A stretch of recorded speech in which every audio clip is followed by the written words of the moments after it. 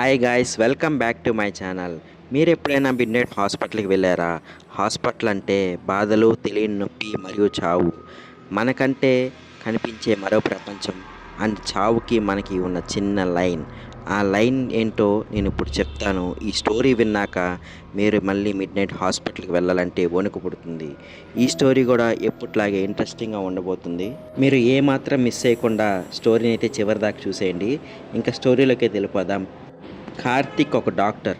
So కార్తిక్కి బేసిక్గా ghost అంటే పెద్దగా నమ్మకం లేదు. ప్రాక్టికల్గా ఆలోచిస్తాడు. సిటీలో ఉన్న ఒక గవర్నమెంట్ హాస్పిటల్లో కార్తిక్కి నైట్ డ్యూటీ పడిద్ది. టైం ఎగ్జాక్ట్గా మిడ్-నైట్ 12 అవుతుంది. హాస్పిటల్ అంతా సైలెంట్గా ఉంటుంది. కేవలం ఐసీలో బీప్ సౌండ్స్ తప్ప ఏమి వినిపించవు. కార్తిక్ తన క్యాబిన్లో కూర్చొని కాఫీ తాగుతూ ఉంటాడు. అంతలోపల ప్రసాద్ వార్డ్ బాయ్ కాల్ చేసి, సార్, రూమ్ నెంబర్ 304లో ఎమర్జెన్సీ బిల్ మోగుతుంది సార్, కానీ రూమ్లో ఎవరు లేరు అని భయపడుతూ చెప్తాడు. కార్తిక్ నవ్వేసి, టెక్నికల్ ఫెయిల్యూర్ అయి ఉంటుందిలే, నేను వస్తున్నా అని చెప్పి లిఫ్ట్ దగ్గరికి వెళ్తాడు. లిఫ్ట్ బటన్ నొక్కాడు. లిఫ్ట్ ఓపెన్ అయింది. లిఫ్ట్ 3rd ఫ్లోర్కి నొక్కుతాడు. సడన్గా లైట్స్ ఆన్ అండ్ ఆఫ్ అవ్వడం స్టార్ట్ అవుతుంది. అండ్ కార్తిక్ ఉన్న లిఫ్ట్లో ఎయిర్ బాగా పెరిగిపోయి ఫుల్గా చలి అంతా పెరిగిపోతూ ఉంటుంది. లిఫ్ట్ 3rd ఫ్లోర్లో కారిడార్లో ఆగింది. లిఫ్ట్ అంతా చీకటిగా ఉంది. కార్తీక్ ఫోన్లో ఫ్లాష్ లైట్ ఆన్ చేసి రూమ్ నెంబర్ 305 వరకు నడవడం స్టార్ట్ చేశాడు. కార్తీక్ అడుగుల శబ్దం తప్ప ఏమీ వినిపించట్లేదు. అంత ఖాళీగా ఉంది రూమ్ అంతా. 304 రూమ్కి నడవడం స్టార్ట్ చేశాడు. రూమ్ దగ్గరికి వెళ్ళాడు. ఇంకా బెల్ మోగుతూనే ఉంది. కార్తీక్ ధైర్యం చేసి డోర్ ఓపెన్ చేశాడు. ఫ్లాష్ లైట్ ఆన్ చేశాడు. మొత్తం రూమ్ అంతా తిప్పి చూశారు. ఎవరూ లేరు. కానీ బెడ్ మీద బ్లాంకెట్లో ఎవరో ఉన్నట్టు అనిపించింది. కార్తిక్ బెడ్ దగ్గరికి వెళ్ళి బ్లాంకెట్ లాగాడు. కింద ఎవరూ లేరు. ఓ, మిషన్ పాడై ఉంటుందిలే అనుకొని తిరగబోతుంటే సడన్గా తలపై నుండి సీలింగ్ ఫ్యాన్ నుండి ఏదో రెడ్ కలర్ లిక్విడ్ ఒకటి కారుతుంది. కార్తిక్ చేతులు చూసుకున్నాడు. It's a blood. భయంతో తలపైకెత్తి చూశాడు. సీలింగ్ ఫ్యాన్లో ఒక అమ్మాయి రివర్స్లో తలకిందులుగా వేలాడుతుంది. వైట్ క్లోత్స్ వేసుకొని ఉంది.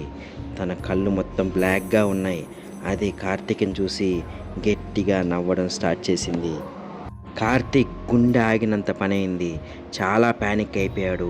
భయపడుతూ డోర్ దగ్గరికి పరిగెత్తాడు. కానీ డోర్స్ ఆటోమేటిక్గా క్లోజ్ అయిపోయాయి.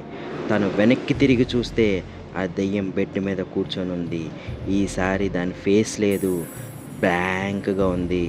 చిన్న వాయిస్తో, డాక్టర్, నాకు బతకాలనుంది, నీ బాడీ నాకు ఇచ్చేయి అని అరుస్తూ ఉంటుంది. కార్తిక్ భయంతో అరుస్తూ గట్టిగా డోర్ దగ్గరికి పరిగెత్తడం స్టార్ట్ చేశాడు. వెనుక నుంచి దెయ్యం కార్తిక్ దగ్గరికి వస్తుంది. అది కార్తిక్ మీద పట్టుకోవడానికి ట్రై చేసింది. ఒక్కసారిగా కార్తిక్ కళ్ళు తెరిచాడు. తన క్యాబిన్ చైర్లో ఉన్నాడు. తన చేతిలో ఉన్న కాఫీ టేబుల్ మీద ఒలికింది.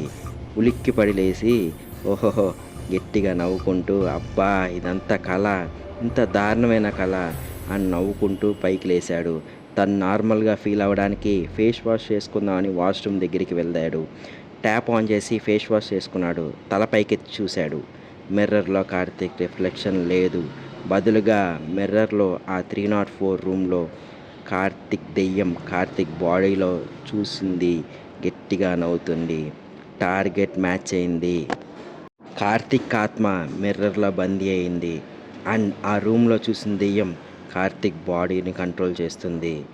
కార్తిక్ బాడీ వణుకుతూ నవ్వుతూ ఘోరంగా తయారైంది.